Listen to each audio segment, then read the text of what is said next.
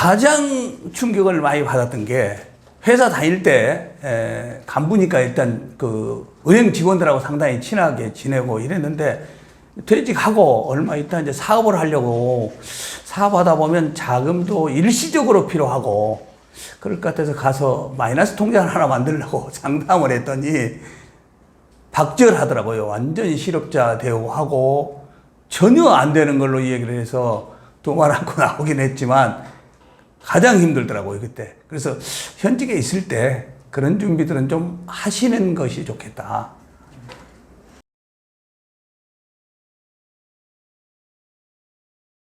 제가 그랬거든요. 청춘을 바쳐서 일한다고 착각하고 했던 것인데, 그래서 강의할 때 많이 합니다. 청춘을 바치지 마라.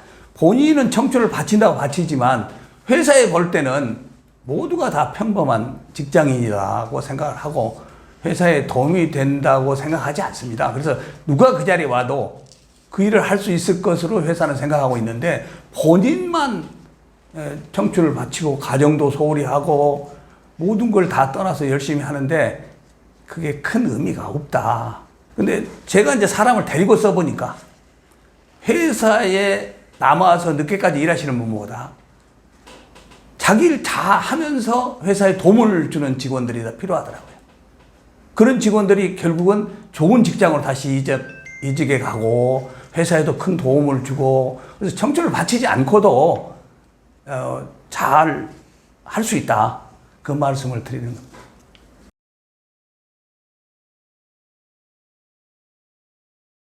빠르면 빠를수록 좋을 것 같아요. 퇴직 후에 이제 뭘 할 것이냐. 책도 좀 보고, 고민도 하면서 나름대로 계획을 잡는 게 좋겠다. 내가 내 적성에 맞는 퇴직하면 다시 또 재취업을 계속 할 거냐. 아니면 내가 가지고 있는 역량을 가지고 사업을 할 거냐. 아니면 요새 40대 애들이 많이 하는 퇴직 후에 파이어족으로 살 거냐. 그냥 적은 돈으로 적지만 자기 만족하면서 살 거냐. 이런 어떤 계획들이 있었으면 좋겠다. 저도 그런 계획이 있었다면 훨씬 좋았을 것 같은 생각이 드는데 후배들은 그런 계획을 가졌으면 좋겠다. 갖고 미리 한번 해봤으면 좋겠다.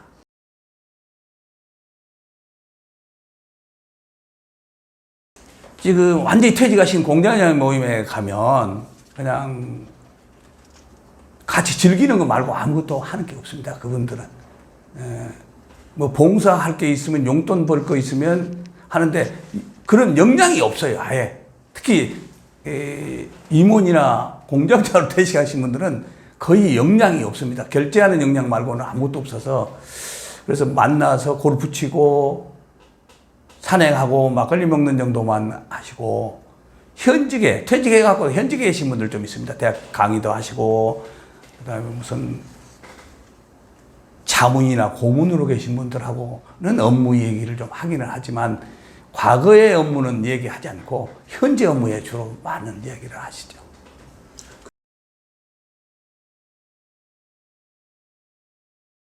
그 부분은 대단히 안타깝지만 현업에서 요구하는 역량은 머릿속에 있는 역량들이 아니고 실제적으로 돈을 만드는 역량을 요구하고 있습니다. 저도 사업을 하면서 현업에서 어느 회사에 가서 그 회사에 도움이 되는 어떤 걸 해줘야 되는데 그런 역량이 없다는 말씀이에요. 머릿속에는 많이 있는데 그걸 서류로 만들어낸다든지 행정력으로 끄집어내는 역량들이 많이 떨어집니다. 지금 전후 세대들은 컴퓨터도 잘 안 되고 전화기도 잘 안 되고 되는 게 별로 없어요. 그래서 일부 깨어있는 분들은 몇 분 있기는 하지만 요새 젊은 친구들처럼 그런 역량은 많이 떨어지고 있습니다.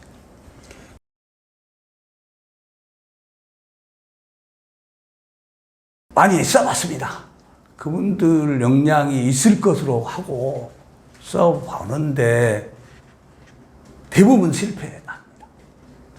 아까도 말씀드렸는데 제가 써야 될 분들은 대학 나와서 충분한 경험을 갖고 있고 현장에 가서 보고 서류로 만들어주는 그런 역량까지를 필요로 하는데 현장의 경험이 행정으로 연결이 안 되기 때문에 전혀 도움이 안 된다.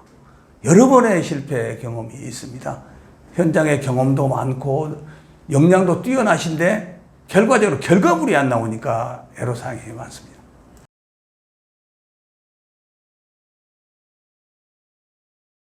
그것은 가르쳐서 될 일이 아닙니다. 그 정도 되면 머리가 다 커져가지고 본인이 하고자 한다면 얼마든지 가르칠 수 있죠. 그러니까 퇴직하신 분들이 가장 어려운 게 고정관념들입니다. 그래서 후배들 나오면 도와주는데 고정관념이 바뀌어서 예를 들면은 내 돈이 얼마 있는데 앞으로 한 발짝도 못 나가는 게 내 돈보다 더 필요한 돈이 받으면 죽는지 알고 있습니다. 저도 그랬고요. 현직에 있을 때 차입금을 가지면 죽는지 알았는데 그 부분을 이해를 빨리 해야 된다. 빚을 만드시는 것은 절대 반대다. 예를 들어서 은행에서 돈을 차입해서 자가용을 산다든지 집을 늘린다든지 퇴직 후에 이런 건 절대 반대지만 돈을 만드는 사업에 내 돈에 조금 보태서 은행 이자보다 더 높은 수익이 되는 사업에 투자하는 것은 적극적으로 권장한다. 그 대신에 그 은행 수익보다 더 나오는 수익이 보장돼야 된다. 근데 그게 잘 안 됩니다. 월급쟁이들이 내가 컨설팅한 사람들 중에 그 부분이 고정관념 때문에 안 되고 또 부인들이 또 대단히 반대합니다. 빚을 져본 적이 없기 때문에. 그래서 빚과 자본을 착각을 하기 때문에 그 부분이 깨어져야 된다.